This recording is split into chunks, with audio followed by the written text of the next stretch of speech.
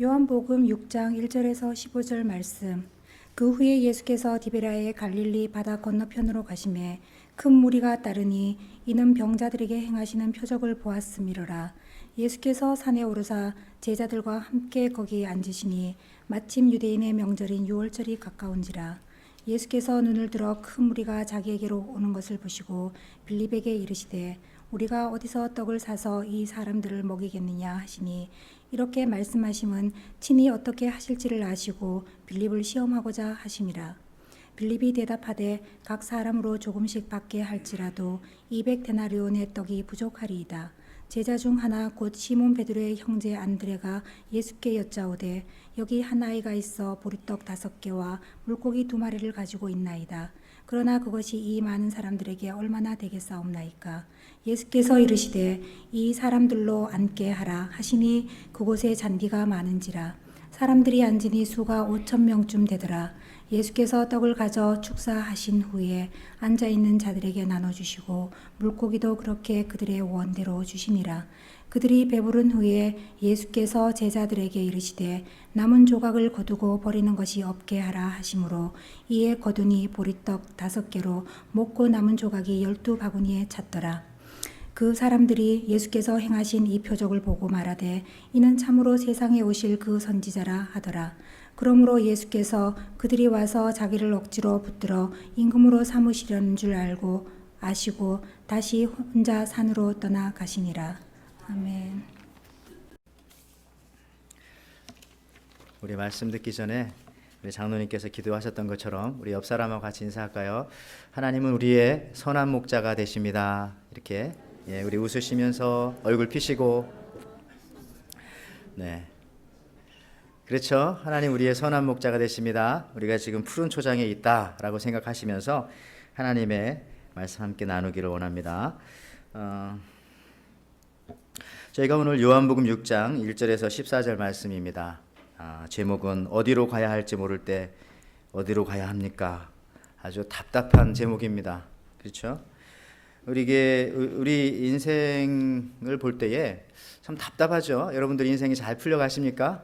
인생이 잘 풀리면 여기 오지 않으셨을 것 같은데요. 그죠? 날씨가 좋은 이날에 감사한 거죠. 뭔가 항상 잘 풀리지 않아서 하나님을 찾게 만든다는 것은 또 다른 면에서 참 감사한 이유 중에 하나입니다.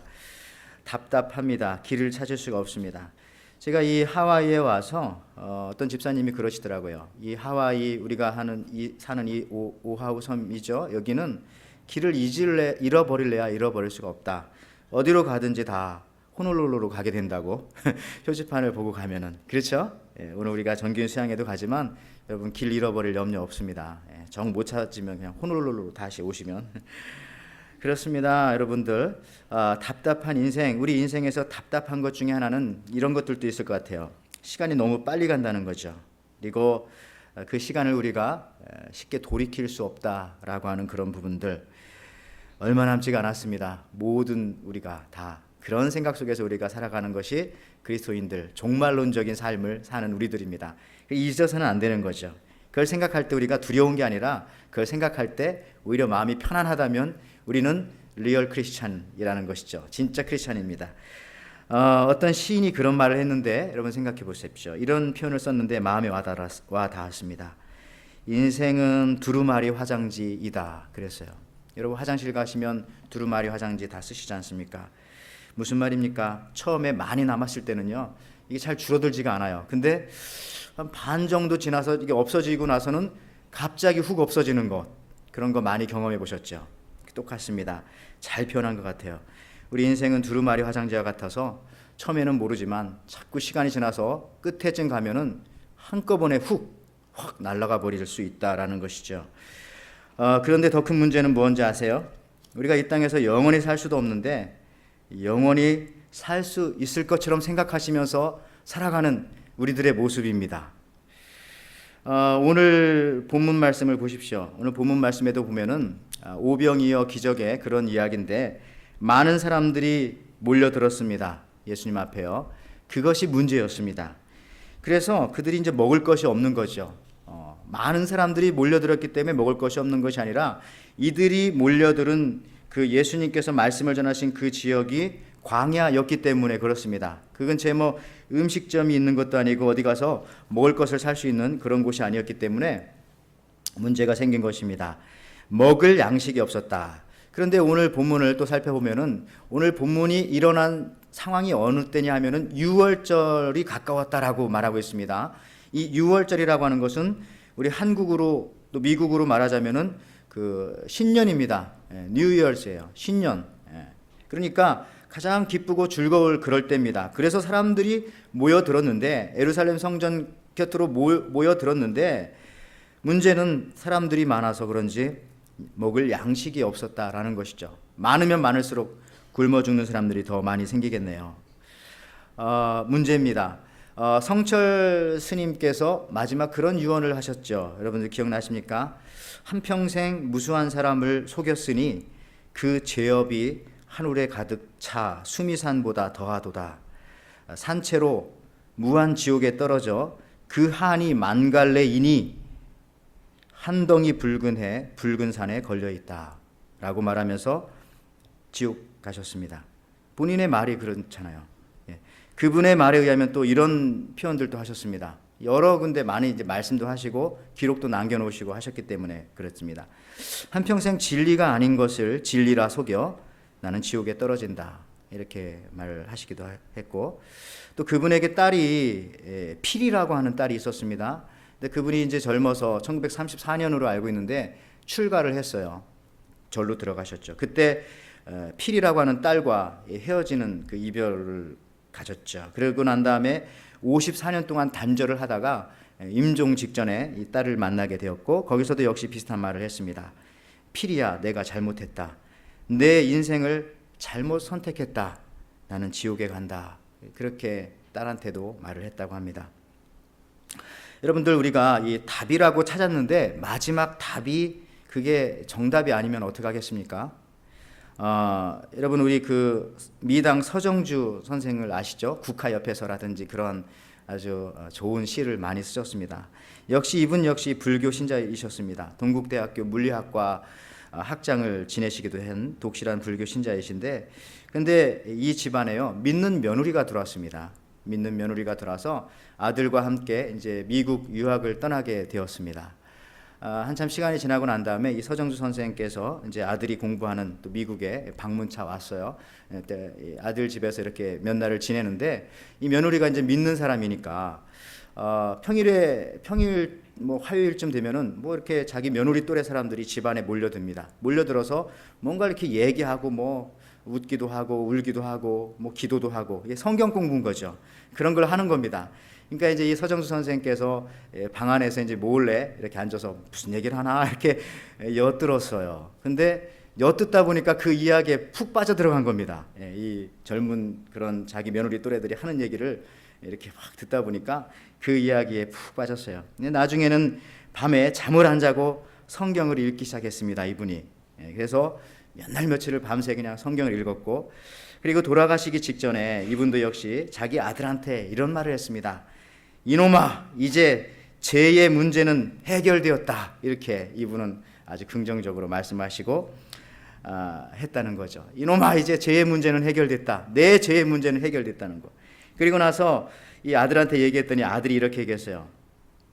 자기 그 아는 윤형주 장로님 아시죠? 윤형주 이분한테 전화를 해가지고 우리 아버지가 이제 여행을 끝나면은 다시 한국으로 돌아가게 되는데 신앙 지도가 필요합니다. 그래서 어디 교회 좀 소개시켜 주십시오. 그렇게 했다는 거죠. 그러면서 이 서정주 이분이요 이 시인이시고 하니까 이런 표현을 썼어요. 내가 지금까지 믿었던 진리가 나를 구원해 줄 줄 알았는데 내가 알고 있던 진리는 물에 빠졌을 때에 내 머리카락을 내가 잡고 끄집어내어 구원하려는 것과 같았다 라고 그렇게 표현했어요. 여러분 기독교를 제외한 거의 모든 종교가 다 자력 구원입니다. 자기 스스로 힘을 써서 구원받으려고 한다는 거죠.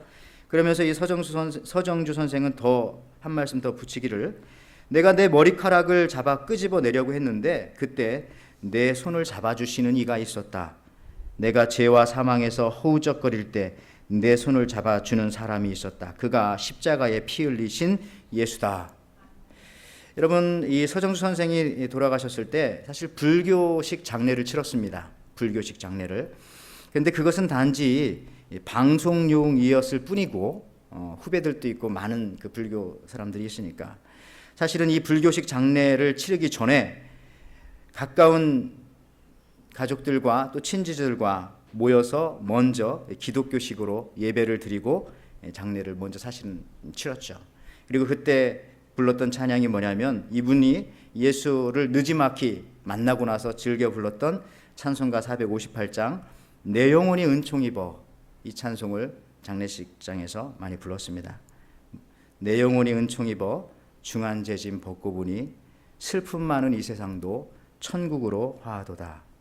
할렐루야 찬양하세 내 모든 죄 사함 받고 주 예수와 동행하니 그 어디나 하늘나라. 여러분, 오늘 이 본문 말씀에 보면은 이 문제, 아니 어디로 가야 할지 모르는 이 문제 있잖아요. 이 문제를 푸는 열쇠가 사실 오늘 이 요한복음 6장에 들어 있습니다.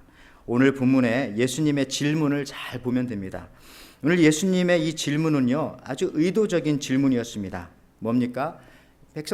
사람들이 몰려들었고 남자만 5,000명이니까 수많은 사람들이 몰려들었죠. 그때 이들을 어떻게 해야 할 것인가에 대하여서 예수님께서 빌립에게 먼저 질문을 하는 거죠.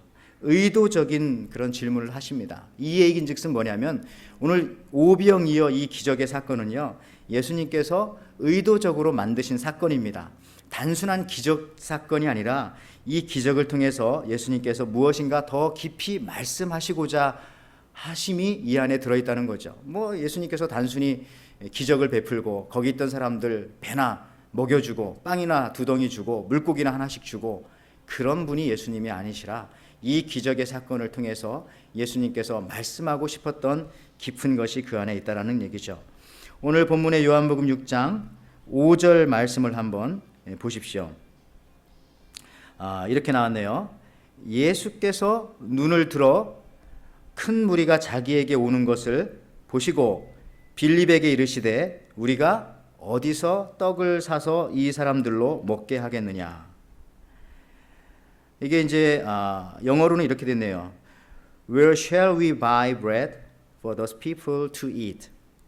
Where이라고 하는 단어를 썼어요. Where shall we buy bread? 어디서 우리가 빵을 사서 이 사람들을 먹일 수 있겠는가? 어디서라고 하는 단어를 예수님께서 꼭 집어서 썼다는 얘기죠. 어디서 이걸 사지? 6절에 보니까요, 이렇게 나와 있습니다. 이렇게 말씀하시면 친히 어떻게 하실 것을 아시고 빌립을 시험코자 하심이라. 예수님이 몰라서 물어본 게 아니잖아요. 어디서 빵을 사서 이 사람들을 먹이지? 빌립한테 답을 원한 것은 아니었고, 그 다음 6절에 보니까 이렇게 질문한 이유는 빌립을 테스트하기 위해서 질문하셨다라고 말씀하고 있습니다. 그러니까 이제 이 얘기를 듣고 또 빌립은 금방 또 말을 하지 않습니까? 7절에 빌립이 대답하되 각 사람으로 조금씩 받게 할지라도 200데나리온의 떡이 부족하리이다. 이 빌립은요, 일단 딱 사람들 보고, 수많은 사람들이잖아요. 여기서부터 저 끝까지 끝도 안 보일 겁니다. 보고 계산이 나오는 거죠. 200데나리온 정도면은 이 사람들을 조금씩 줘도 먹일까 말까 좀 부족할 것 같습니다. 라고 그렇게 말을 했습니다. 저는 보면은요, 우리가 이제 일상적으로 사람들과 대화할 때도 일단 숫자를 얘기하는 사람들을 보면 좀 똑똑한 것 같아요. 이 숫자를 얘기하지 않고 그냥 대충 이렇게 얘기하는 사람들 보면은 좀 답답하죠. 끝도 없는 뱀이 입이 꼬리를 물어가지고 말하는 것처럼 그런 것들. 그게 아니고 이렇게 숫자를 딱 얘기하고 일단 숫자가 들어가면 조금 이제 얘기할 만하구나 이런 느낌 듭니다. 똑똑한 거죠. 빌립은 매우 똑똑합니다. 계산이 되는 거죠. 사람들 보니까 200데나리오면 되겠다. 머리가 잘 돌아가는 거죠. 근데 문제는요, 머리는 잘 돌아갔지만은 계산은 빨랐는데 중요한 것은 계산이 안 되네. 계산이 안 되는 겁니다. 무슨 말인지 아시겠습니까? 주님의 일을 하는데 머리도 중요하지만, 여러분, 주님의 일을 하는데 이 머리도 중요하지만 정말 중요한 것은 뭐인 것 같습니까? 우리가 주님의 일을 다 하잖아요. 근데 주님의 일을 하는데 정말 중요한 것은 나의 지혜입니까? 뭐가 제일 중요할 것 같습니까? 주님의 일을 할 때, 여러분들,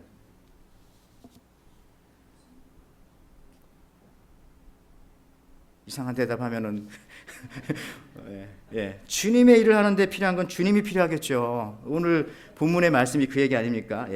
주님의 일을 하는데 머리가 필요한 것도 아니고 경험이 필요한 것도 아니고 예수님이 거기 있는데 주님의 일을 하려면 주님이 하시면 될 거 아니에요. 주님이 필요하죠. 그 얘기입니다. 오늘 본문의 이야기는요. 어떤 그 이민교회 목사님이 계셨어요. 그러니까 시카고 밑에 내려가면은 그 인디애나라고 하는 주가 있고 거기는 아주 농촌 지역이죠. 아주 사람들도 많이 살지 않는 그런 옥수수밭 이런 것만 있는 그런 지역입니다. 거기에 한인 목사님께서 이제 파송을 받았어요. 주로 이제 감리교 같은 경우는 그런 데로도 파송을 합니다. 한인 목사일지라도 한인이 없는 데로도 파송을 합니다. 감리교에서는 지원을만 하면은 조그만 영어가 되면 파송을 해요. 파송을 했어요. 근데 이분이 가서 봤더니 뭐 한인도 하나도 없고 뭐 옥수수밭만 있고 백인들 많지도 않고 그런 거죠. 그러니까 이제 거기서 너무 외로운 중에 이 취미가 붙었어요. 무슨 취미가 붙었는가 하면은 텃밭을 일구는 그런 취미가 붙었습니다. 그 외로운 터라 그냥 이 텃밭을 일궈놓고 거기에 이제 이 채소를 심어가지고 교인도 많지 않으니까 잘 됐다 생각하고 그 채소를 교인처럼 온갖 정성을 다해서 막 채소를 기른 거죠. 이 목사님의 손길이 안 간 채소가 없었습니다. 이렇게 기르고 이렇게 했단 얘기죠. 근데 바로 옆집에 한 백인 할머니가 역시 그분도 이제 텃밭을 가꾸고 있었어요. 근데 나중에 이제 이 봄이 지나서 여름이 지나서 가을에 가봤더니 할머니 텃밭에는 그냥 열매가 주렁주렁 이 채소와 과일마다 열렸는데 이 목사님 텃밭은 막 손이 안 간 데가 없는데도 불구하고 부끄러울 정도로 이제 별로 결실이 없었어요. 그래서 이제 이 목사님께서 고민하다 못해서 이 할머니한테 가서 물어본 거죠. 제가 이곳 기후를 잘 모르는 겁니까? 토양을 모르는 겁니까? 도대체 뭔가요? 이유를. 그랬더니 할머님께서 단숨에 이런 말씀을 해주셨다고 합니다. 목사님, 텃밭이 안 되는 것은 목사님 집 앞에 있는 큰 나무 때문에 그렇습니다. 그 나무가 아침 햇살을 가리기 때문에 그렇습니다. 그러면서 그 뒤에 중요한 말을 했습니다. 채소는 사람의 손길보다 한 줄기 햇살이 더 필요하죠. 채소는 사람의 손길보다 더 필요한 것은 한 줄기 햇살이라는 것입니다. 그렇습니다. 우리의 노력도 우리의 열심도 필요합니다. 그러나 거기에는 한계가 있다는 거죠. 주님이 필요합니다. 오늘 안드레는 이것을 알았습니다. 그래서 빌립과는 반대로 빌립은 무척 계산을 잘했지만은 계산만 잘할 뿐이고 그 계산에 예수님을 넣지 않았기 때문에 계산했지만은 답이 나오지 않아요. 답은 나왔지만 필요 없는 답이 나오는 거죠. 필요 없는 답이.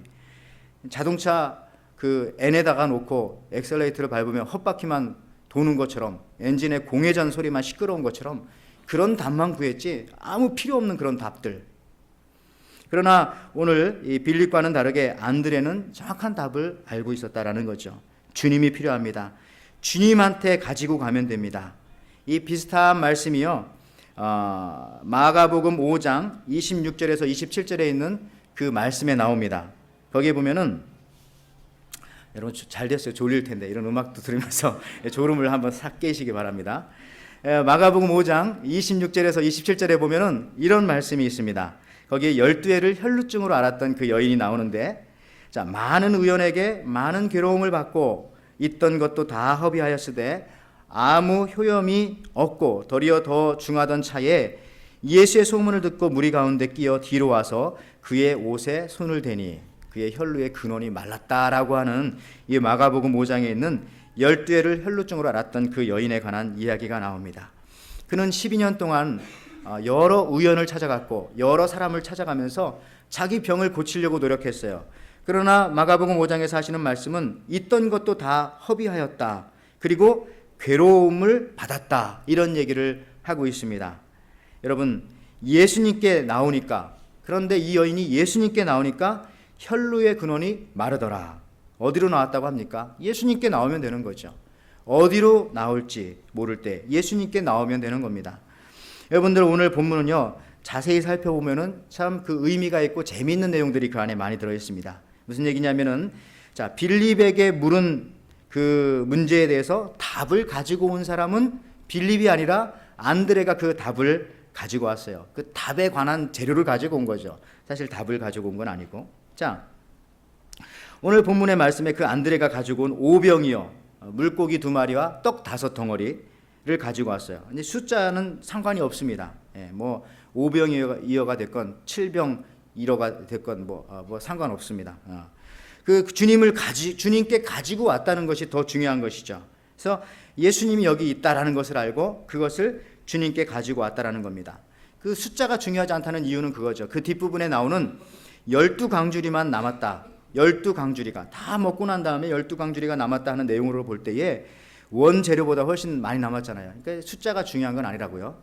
참 근데 이걸 보면서 저도 이런 부분도 참 웃깁니다.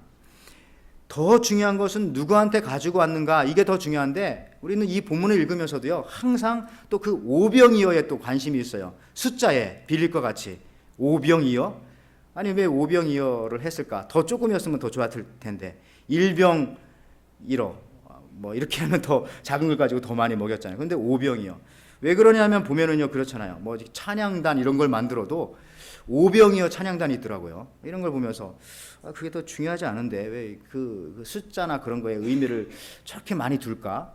그리고 요즘에 그 헛소리를 하셨던 그 김광장 목사인가 하시는 그런 분도 오병이어 교회를 이렇게 했더라고요. 무슨 얘기하는지 잘 모르시겠죠. 아시는 분은 아시겠고요.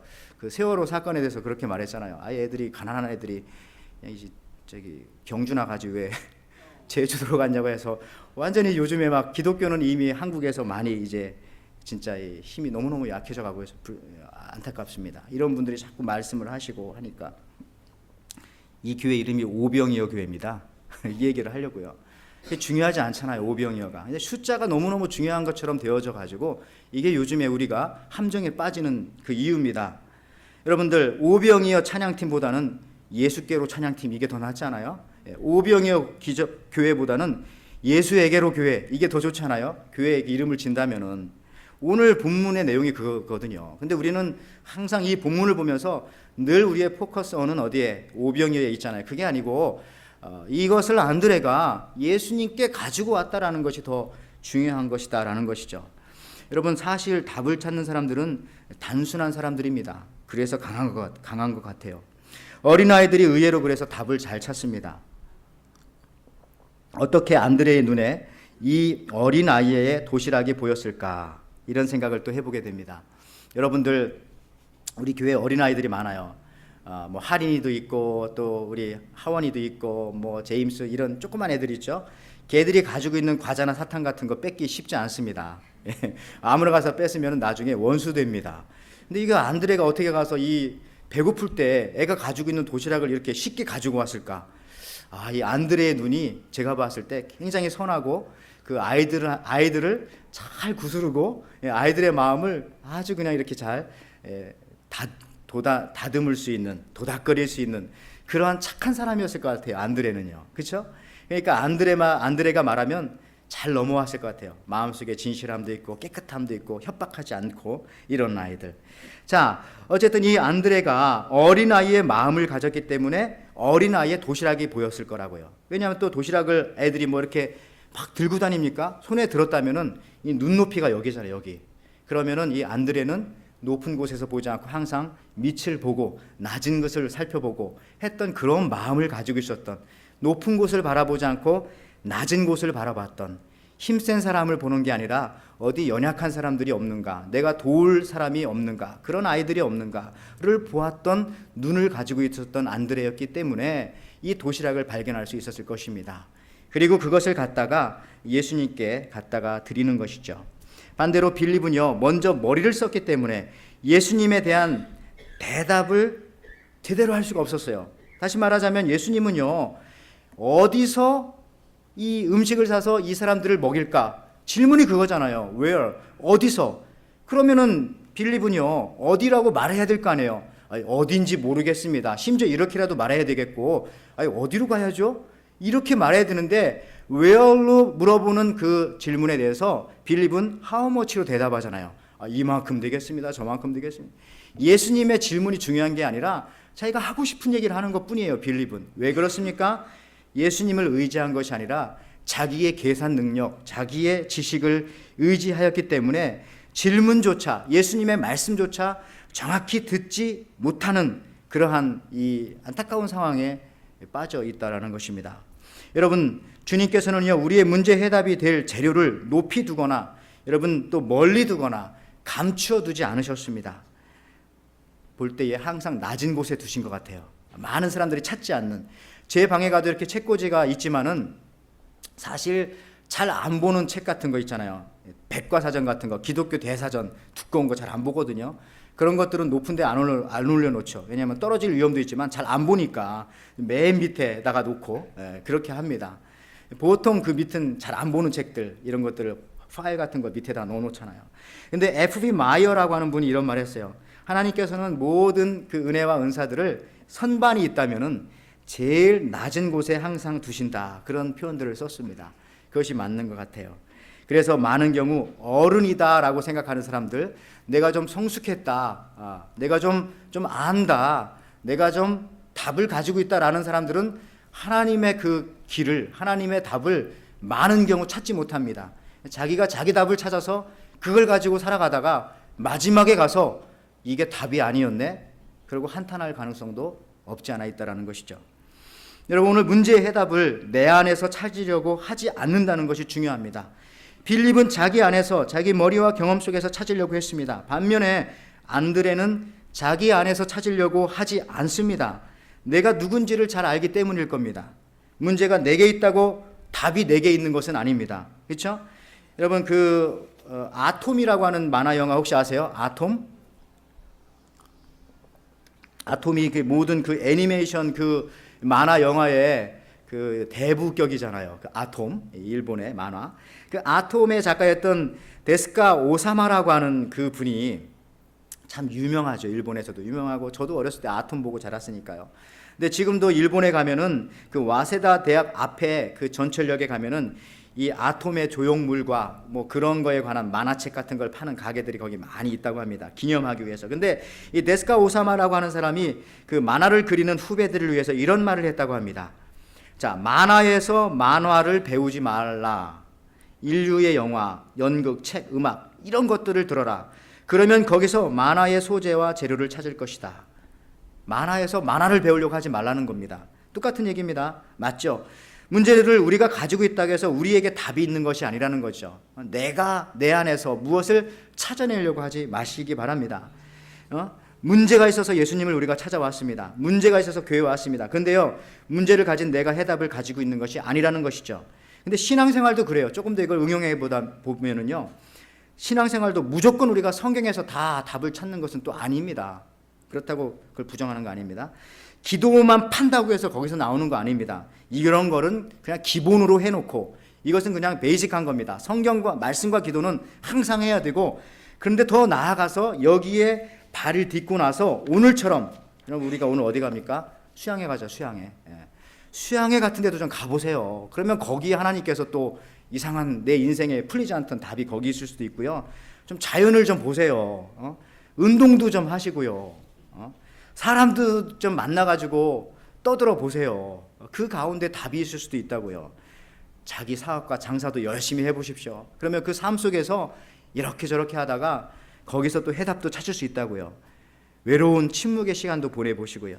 신앙과는 전혀 관계가 없는 곳에서 우리가 크리스천이라면은, 내가 진짜 크리스천이라면은, 내가 정말 예수님을 만나는 사람이라면은 모든 곳에서 다 하나님의 뜻을 우리는 찾을 수 있다는 겁니다.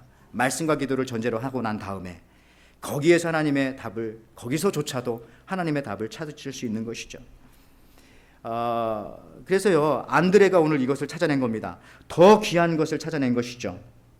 어디로 가져가야 할지 알았습니다. 예수님께 가져갔습니다. 물론 안드레도요, 마음속에는 부정적인 생각이 있었습니다. 왜 그러냐면 오늘 9절 말씀해 보니까 안드레가 이런 표현을 씁니다. 여기 한 아이가 있어 보리떡 5개와 물고기 2마리를 가졌나이다. 그러나 이것이 이 많은 사람에게 얼마나 되겠사옵나이까. 이게 안드레의 표현이에요. 가지고 가긴 가지고 갔는데 굉장히 긍정적인 마음은 아니에요. 예수님한테 오병이어를 가지고 가긴 가져갔지만 조금 부정적인 그런 말들이 뒤에 좀 붙어 있네요. 그죠? 이것 가지고 될지는 모르겠지만은 어쨌든 주님, 제가 여기에 이 오병이어 이거를 주님께 가지고 왔습니다. 근데 여러분, 여기에 우리가 또 중요한 것을 하나 우리가 얻을 수가 있습니다. 이게 안드레가 믿음의 모습인데, 믿음이라고 하는 것은요, 우리의 생각, 이 돛이 아니라는 것입니다.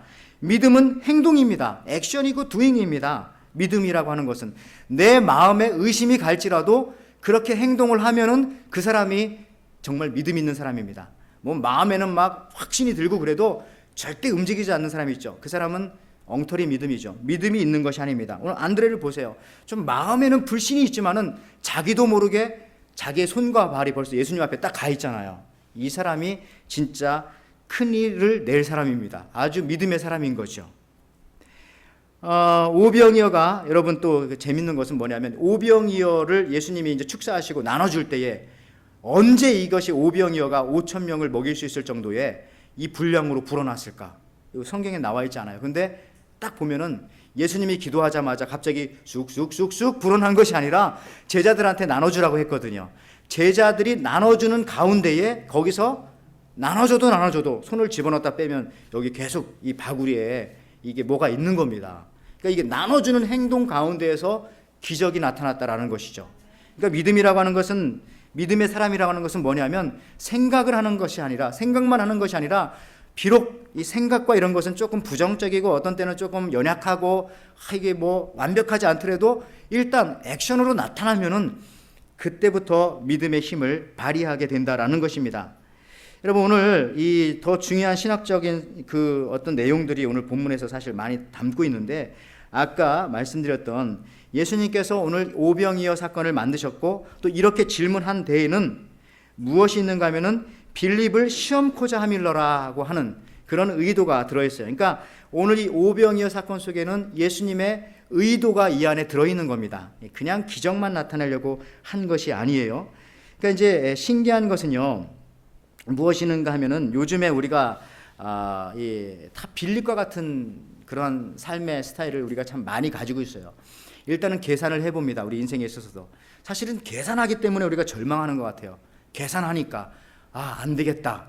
내 나이가 이 정도니까 안 되겠다. 내가 가지고 있는 자본이 이거밖에 없으니까 안 되겠다. 내가 가지고 있는 학력이 이거밖에 안 되니까 안 되겠구나. 이런 것들을 계산하면서 일단 계산하기 때문에 우리는 두려워지는 겁니다. 근데 그게 아니잖아요. 우리는 안드레 같은 사람이 되어야 한다라는 것이죠. 신기한 것은요, 계산하면 안 나와요. 계산하면은 저를 포함해서 우리 모두가 다 여기 있을 수 없는 사람이에요. 그렇잖아요. 우리가 이민해서 여기 와서 지금껏 살아왔던 삶을 내 계산으로 살면은 내가 여기 없어야 되는데 있는 거잖아요. 지금도. 그걸 보면은 신기한 것들은 계산으로 나오지 않는다고요. 제가 지난주에 그 어떤 그 교인의 집을 방문하면서 거기서 그런 얘기를 들었습니다. 그분께서 말씀하시기를 자기가 이렇게 장사를 하시는데 그 10파운드 정도 되는 그 재료를 갖다가 이거를 재가공하면은 그것이 20파운드가 된다고 하더라고요. 근데 말씀하시면서 거기에는 어떤 속임수나 비리도 없다고 합니다.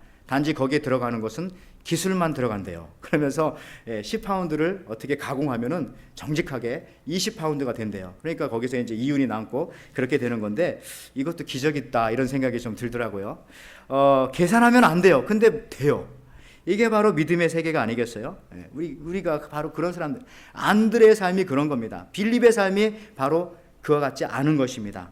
여러분, 예수님의 그 의도가 무엇일까? 오늘 이 오병이어를 만들었던 예수님의 그 의도가 무엇일까?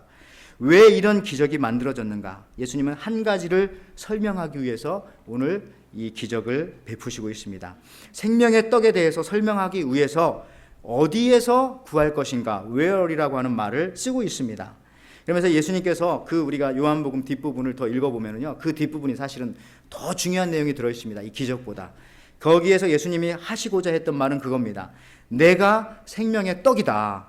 지금 오병이어의 이 기적의 떡을 먹고 너희들은 죽을 것이다. 이게 중요한 것이 아니라 생명의 떡인 나를 먹어야 한다. 내 말씀을 먹어야 한다라는 것을 예수님께서 말씀하기 위한 그 의도로 지금 이 오병이어의 기적의 이 사건을 예수님께서 만들고 계시다라는 것입니다.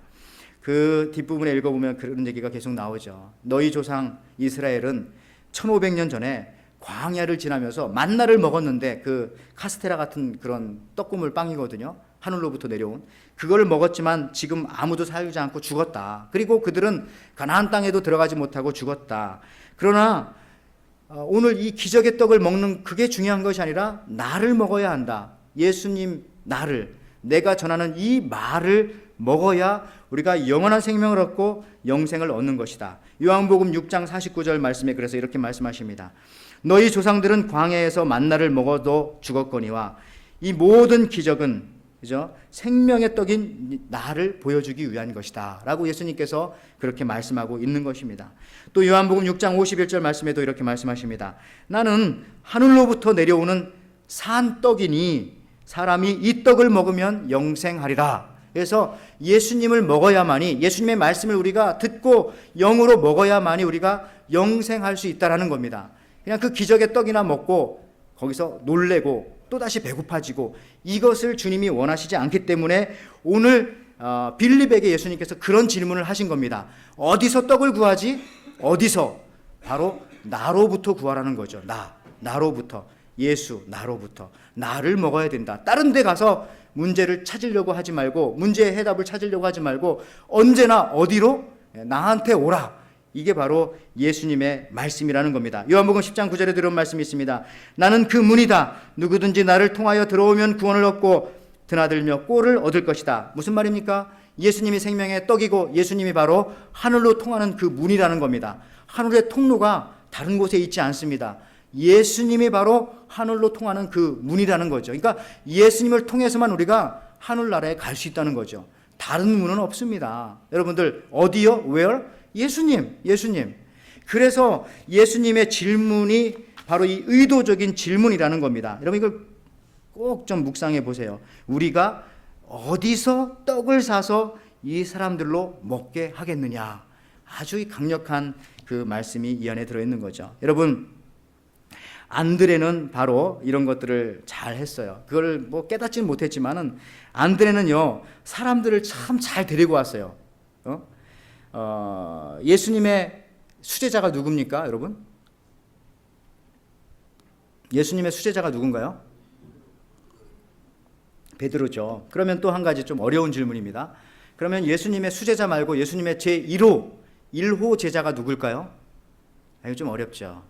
베드로일 것 같기도 하고 아닐 것 같은데 예수님의 제1호 제자는 안드레입니다. 그죠? 안드레가 먼저 와서 예수님을 보고 그 다음에 자기 형제 베드로를 데리고 온 거죠. 그러니까 예수님의 첫 번째 제자는 안드레입니다. 무슨 얘기죠?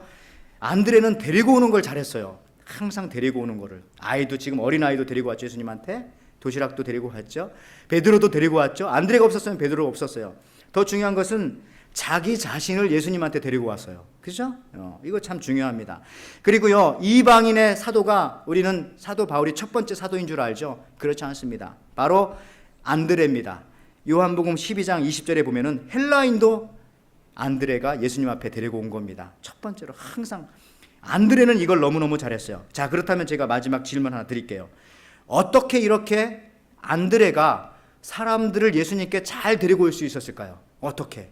예? 이게 참 중요한 겁니다. 어떻게 사람들을 예수님께 잘 데리고 올 수 있었을까? 제가 만약에 장사하는 사람이라면 안드레 같은 점원이 있으면 아마 그 가게 대박 날 것 같아요. 사람들 잘 데려오니까. 안드레 같은 집사님이 우리 교회에 있으면 아마 우리 교회 미어 터질 것 같아요. 잘 데리고 오니까. 자, 안드레가 어떻게 이렇게 사람들을, 지금 봐요, 너무너무 많은 사람들을 예수님한테 데리고 왔잖아요. 이유가 뭡니까? 정답은 그겁니다.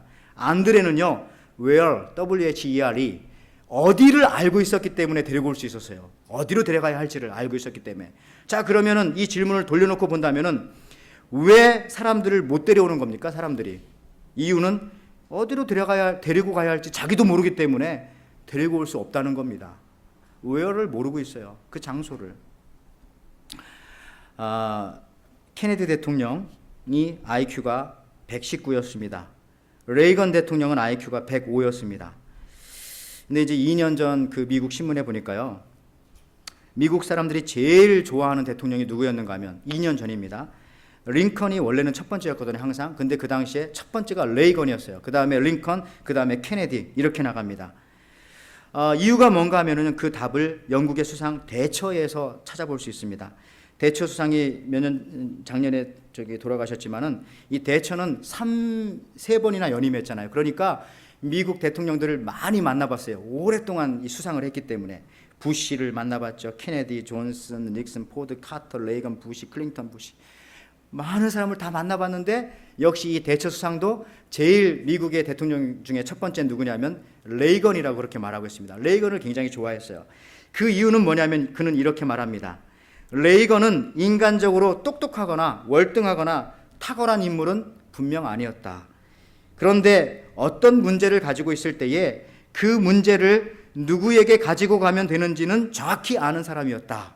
그렇기 때문에 레이건은 정치를 잘했고요. 많은 사람들로부터 지금도 사랑을 받고 존경을 받는다라는 것입니다. 이게 바로 대처의 평가였습니다. 오늘 말씀 마칩니다. 내가 어디로 갈지 모를 때 어디로 가야 합니까? 답은 오직 하나죠. 우리가 예수께로 가져가면 됩니다. 내 자신도 그렇고 모든 것을 다. 우리는 스스로 우리의 문제를 풀 수 있는 사람들이 아닙니다. 오직 예수님만이 답입니다. 만약 예수님께 가져오지 않는다면은 그 사람은요 어디로 가져갈지 자기도 모르는 사람입니다. 좀 무서운 얘기죠. 그 사람은 어디로 갈지 모르기 때문에 나중에도 죽음 앞에서도 어디로 갈지 저도 잘 모르겠습니다. 여러분 어디로 갈지 여러분 분명히 아시기를 바랍니다. 그 목표 지점을 향해서 여러분의 인생을 사시기 바랍니다. 그곳은 바로 예수 그리스도. 기도하겠습니다. 하나님 아버지 감사합니다. 오늘도 우리가 안드레와 같은 삶을 살게 도와주옵소서. 주님의 질문에 우리가 응답할 수 있게 도와주시고 그 질문의 해답은 오직 예수라는 사실, 우리가 이것을 늘 마음속에 깨달으며 우리 답답한 인생 속에서 그 길을 찾고 우리가 기쁨과 감사함으로 우리가 늘 충만한 삶을 살 수 있도록 인도하여 주시옵소서. 감사드리며 예수님의 이름으로 기도하옵나이다.